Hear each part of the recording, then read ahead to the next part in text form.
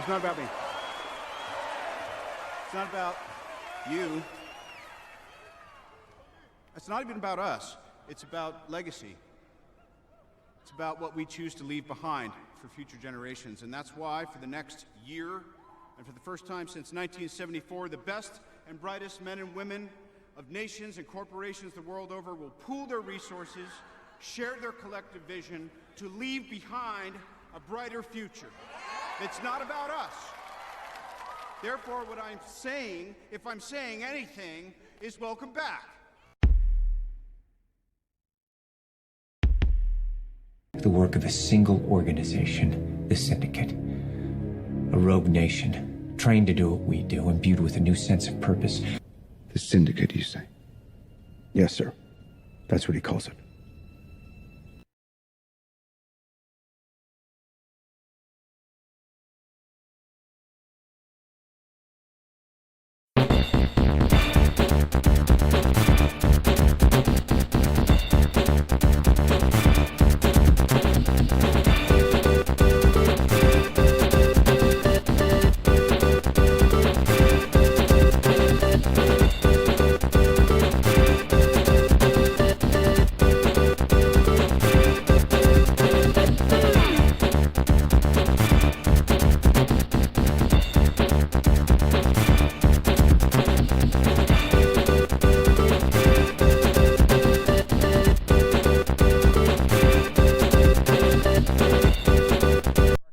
He's even the founder of the International Museum of Cartoon Art here in Boca Raton, Florida, where we are right now. And I'd like to introduce him to you, my new friend, Mr. Mort Walker. Mort, welcome to the show. Bruce, nice to be here. Oh, great to have you on the show. Now, as I said, 50 years of Beetle Bailey. Where do you come from? Is it based on someone you know? Is it you? I don't know. All my characters are based on real people. Okay. I had a high school buddy who was so lazy that we went to play golf one day, and his mother said he's still in bed. So I go upstairs. I said, come on, David, let's get going. And he just turned over and went back to sleep. I turned his bed over. He fell out on the floor, grabbed his pillow, and went on sleeping. we missed our tea time. You missed your tea time, and that was Beetle Bailey. That was Beetle Bailey. And that's where you get it. Now, Beetle Bailey and Sarge, that's where most of the interaction happens. Mm-hmm. But I counted, and tell me if I'm right, about 12 or 13 characters in the strip. I mean, it's really extensive. How many people I are have there? more characters than any other strip that's running, I think. I've got about 30 characters. Okay, now, what's the reason for that? Well, an army isn't run by one or two people. You know? Okay. You got to have a whole platoon. Is it also because when you come up with a gag and it doesn't fit somebody, you say, we'll create somebody else? Yeah, I like to space out the characters, the work that they do. Beetle's always on Monday.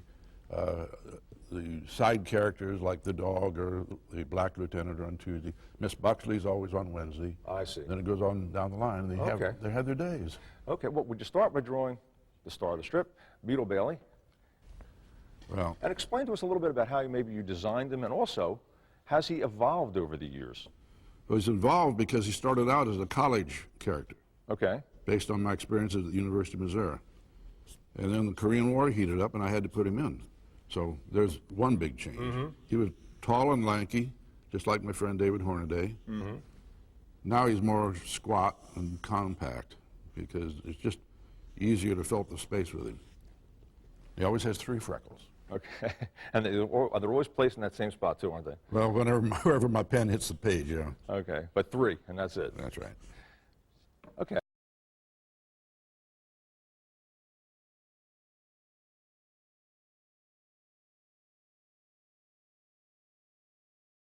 Thank you very much, Mr. Griffin. Not at all.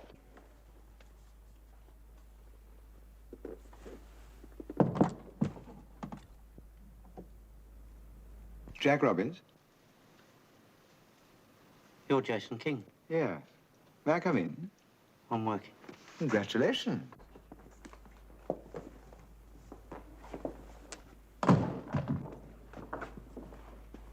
What can I do for you, King?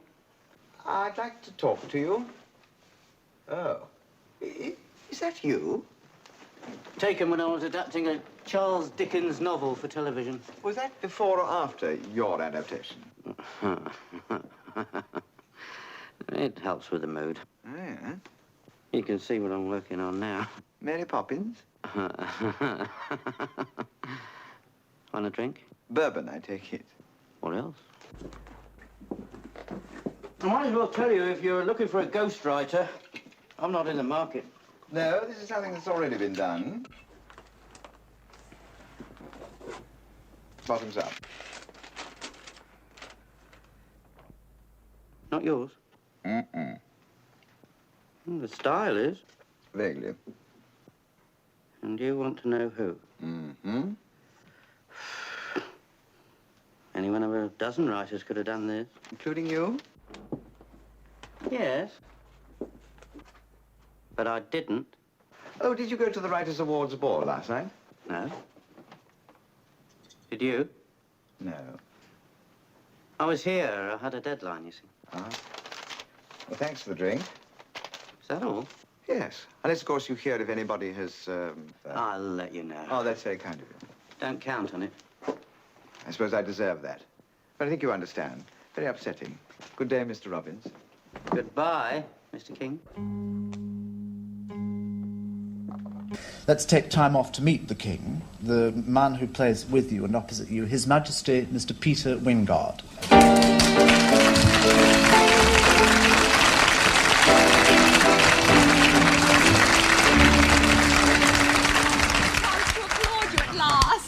She's not at all like the Queen. Not at all, and she's absolutely marvellous to work with. Thank Really you beautiful. very How do you know that the Queen isn't marvellous to work with? I have never worked with the Queen. Essentially, people think of you as a ladies' man. Are you that or a private person? I think probably there's a sort of thing that's happening at the moment. There's a great deal of togetherness going on and a great deal of loneliness going on. I think I prefer at the moment the loneliness rather than the togetherness in my own private life. Right, but I would like the togetherness on the stage. That's why one of the reasons why I want to do The King and I, because it's a great audience participation show.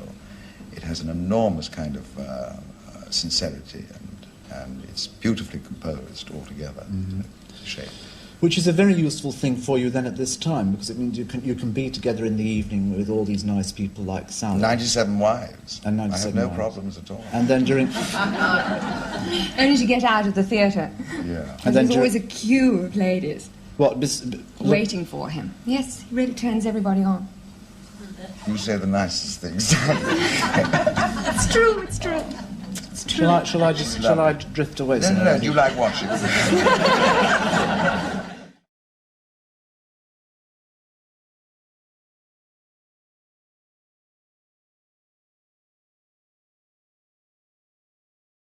My television career started at CNN, and then I was invited to shoot the pilot for Entertainment Tonight. And after 3 years, we had a new producer who wanted to get more in depth with people about their careers in show business. And I said to him, hate to tell you, nobody is interested in listening to Suzanne Summers stretching with Shakespeare in Central Park. They want to see Suzanne Summers at home in her bathtub with lots of bubbles and froth. And he said, you're out of your mind. So the idea for Lifestyles of the Rich and Famous came out of a confrontation over how we covered stories on Entertainment Tonight. Over the years, I've had the joy of interviewing almost every celebrity that ever existed. I remember when we first interviewed Sophia Loren, as we went through the rooms of her villa, I had made some innocent remark about the bed, because it was a big bed. So I said, this is the bedroom where you and Mr. Ponti, her husband, retire to every night. And she looked at me and she said, no, but it's where Carlo Ponti Jr. was conceived. And I just howled. I mean, here was this great actress pointing out where her family came from. It was lovely.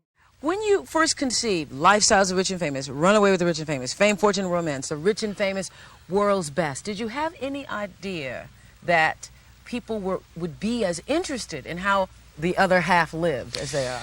We honestly thought there would be this fascination, but never to the extent. And it's almost as if the whole thing has slipped into the vernacular of the dictionary, because everybody is curious, but to an extent that we never dreamed. Yeah, so Robin, do you think it is just being able to live vicariously, or is it seeing something that you wish you could have? What is it?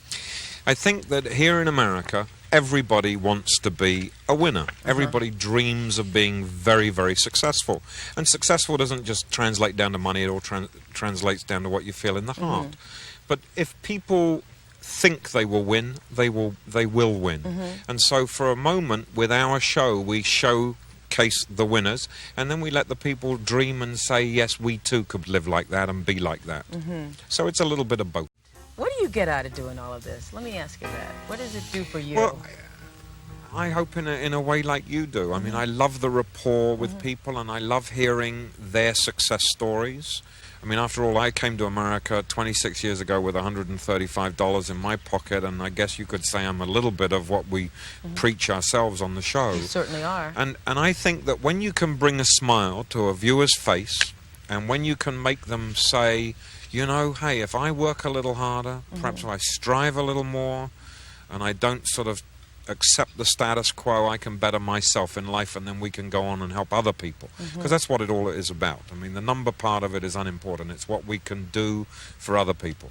Let me ask you, do you really have champagne taste and caviar dreams? Yes, it's true. Those are my two biggest weaknesses in life. But I always say that it's better in the end to have 1,000 smiles in your heart than it is to have $1,000 in your wallet, because that's what it's all about.